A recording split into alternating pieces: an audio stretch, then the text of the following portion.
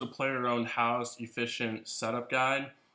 This is assuming you probably have at least level 50 construction. This isn't a construction guide by any means, but this will just give you an ideal setup, assuming that you have a decent level construction and you want to make house teleports and trips to your house as quick and as useful as possible.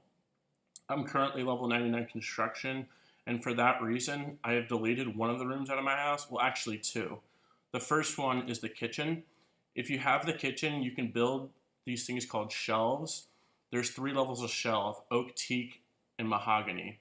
Each level of shelf gives you a certain type of tea, and the best one is mahogany, gives you a gilded cup of tea, which boosts your construction by up to level 3, and that stacks with an item called the crystal saw, which can give you a boost of up to level 6 because it gives a 3 boost for the saw and a 3 boost for the tea.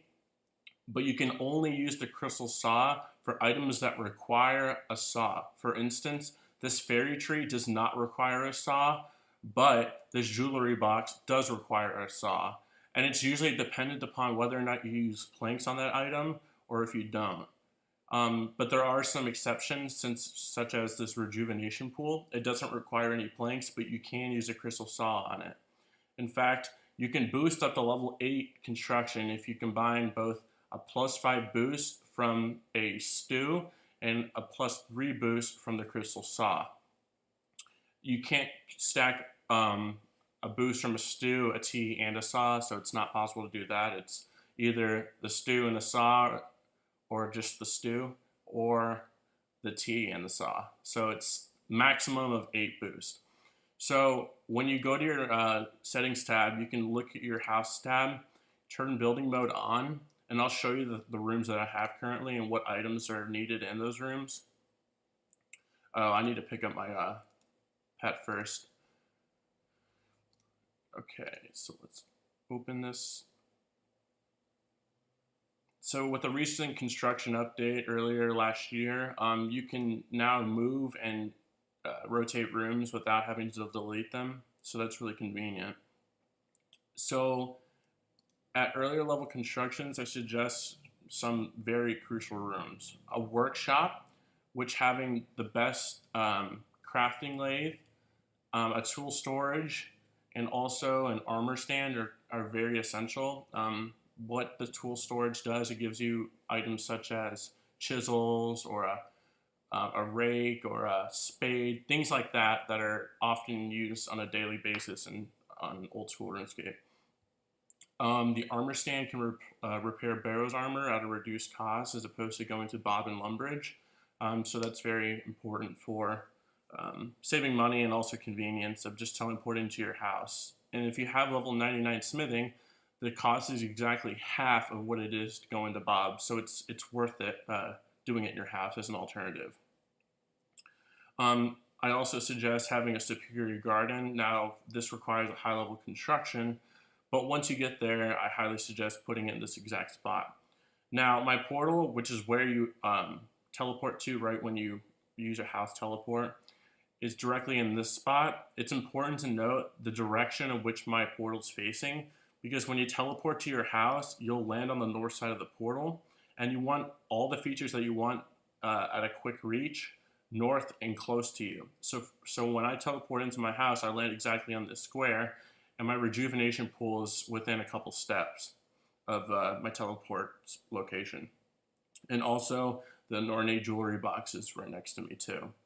Now, it's also important to note that do not putting a fence in, because if you put a fence in, you'll have to walk around the fence in order to access your rejuvenation pool. So it's critical not to do that. Even though it looks better, just don't implement it. Also, don't add any plants in these spaces either, because you'll have to walk around those too if they are there. Anything south of it doesn't matter because you're not going to be accessing this as often. I also suggest putting at least 3 portal rooms. Now, the portals that I chose are key because they aren't available in the jewelry box, well, at least any location relatively close to them. Ironically, the Lumbridge is relatively difficult to get to if you're off the standard spellbook, and there's no teleportations in the jewelry box that teleport you to Lumbridge, ironically.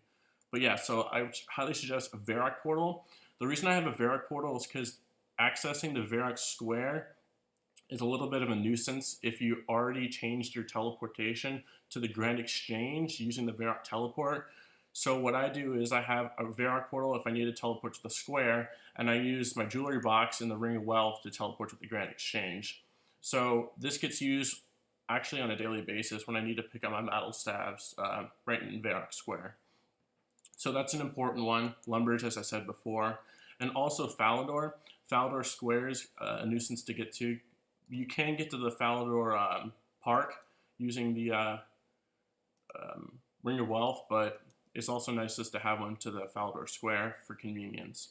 It's also important to know that the teleportation focus, I guess you want to call it, it doesn't need to be anything special. Just do the lowest tier one. I think it's 3 marble, or not 3 marble, 3 limestone bricks. So it's maybe like 100 GP. It doesn't matter. Just do the cheapest one. There's no advantage to doing anything of the other ones, so just don't worry about it. Now for my second teleport room, I suggest doing a Lunar Isle teleport, an Ardoin teleport, and a Camelot teleport. These are also 3 locations that are relatively a nuisance to get to and aren't easily accessible through the jewelry box. Now for my third teleport room, I'll go and show you. These are used the least out of all of them. For my first one, it's Anakarl, which is around level 48 Wilderness, the Northeast Wilderness to be in fact. It's nice to have it because it's a location that's used if I ever need to get to the Chaos Elemental or any deep wilderness clue scroll, things of that matter. It's not used too often, but it's nice to have just in case I ever need to get into deep wilderness for whatever reason. Merim Portal, this teleports you to Apatol right by the giant gorillas. It's a safe teleport. It requires like 100 bananas and the runes to have it in your house, and also the completion of Monkey Madness, I assume. It's just nice to have because getting to Apatol is a little bit difficult. I mean, you can do it through the gnomes, but it's just easier having a teleportation portal. And last but not least, the Karen portal. This is just nice to have because the Karen is a little bit a nuisance to get to. Zaya is kind of a pain in the ass in general. I don't use any of these too often, but they're just nice to have, and there's no reason not to have them in your house. As mentioned before, the armor repair stand, the workbench, and also the clockmaker's bench. This is useful for some quests. I think Cold War requires you to build a penguin suit, so it's nice to have a high-level clockmaker's bench. And also the workbench is used to create flat packs. It's not used too often, but it's just nice to have in your house, and it's not that big of a deal to have it. Now this room, there's only one item I actually have in here, and that's the combat dummy. What it does is it shows you your max hit for any weapon once you attach it. So you can attack it and show your max hit. It's just nice to have for things like Slayer if you want to test out where your maximum hit is. This room is a room that I use for the bookcase. It's to access books that you lost from quests and whatnot. It's not used too often. Most of these rooms aren't used too often, to be honest, but it's also a nice, convenient one to have. This is called the hall. So yeah, the only thing that I use in here is the bookcase, and that's for lost books during quests. Now to one of the more important rooms in my house. This is my storage room. I forget what it's called. I think it's like, okay, the costume room. Now this room serves a huge purpose. What it does is it stores a lot of random items that are in your bank usually. Now this is the armor case. I have the best in slot for every single one of these. So this is the magic wardrobe, the magic cape rack, and all these are mahogany. Because I have 99 construction, so I can build anything. But what it does is it stores items like void armor, castle wars armor, just random stuff. I tried filling this up by buying most of the stuff in the GE, but it's just nice to have to clear some space out of your bank, and you know that it's safe in here. So if you ever need, your angler's outfit or prospector kit, you can just quickly get it out of this armor case in your house, and Don't have to worry about it being in your bank and losing it and whatnot. Um, this is my magic wardrobe. What this does is it stores magical armor, such as Mystic, and also it stores your Graceful. So I don't use it to store my Graceful because I only have one set of it, and it's in my bank. And actually I'm wearing it right now, but it also stores your Pyromancer and whatnot. So this is just a really useful room in general for saving space in your bank. And here's the cape rack, stores all your skill capes and things like that.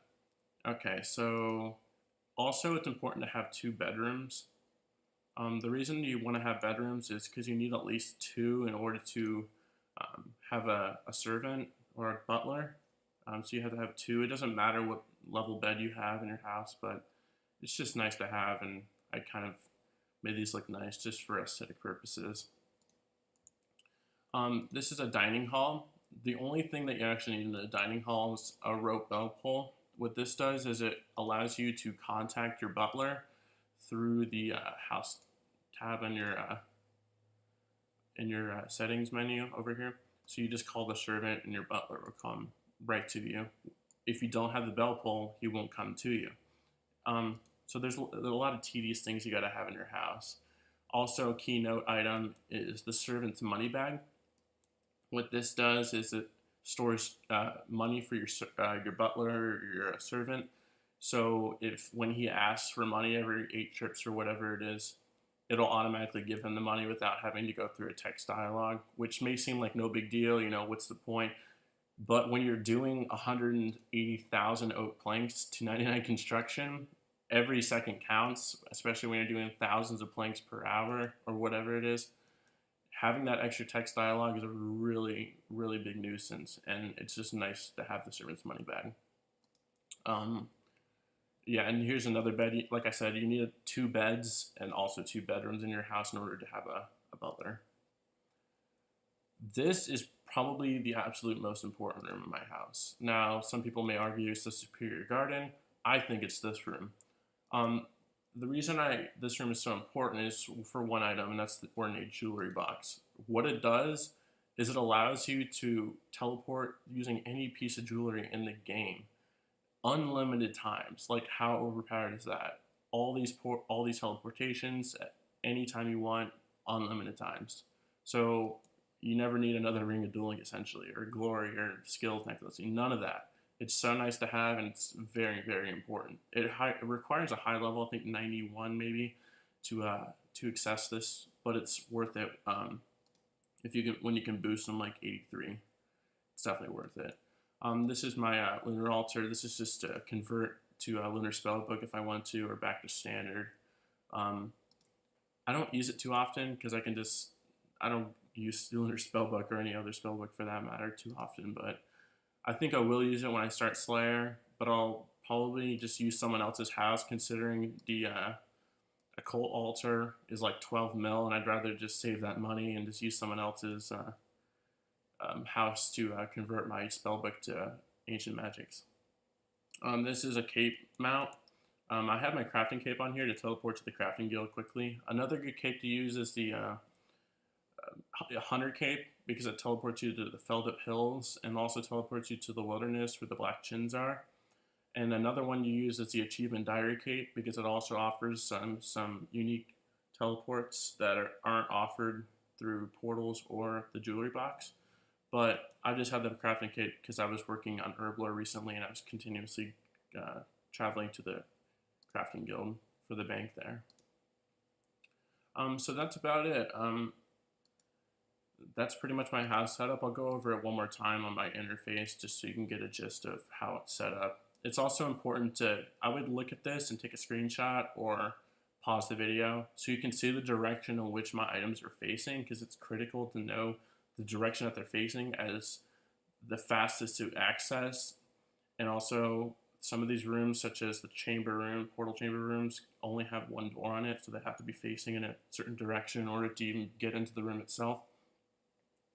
So yeah, so once again, I have a portal chamber, portal chamber, portal chamber, garden, achievement gallery, bedroom, dining room, menagerie, superior garden, workshop, costume room, bedroom, combat room,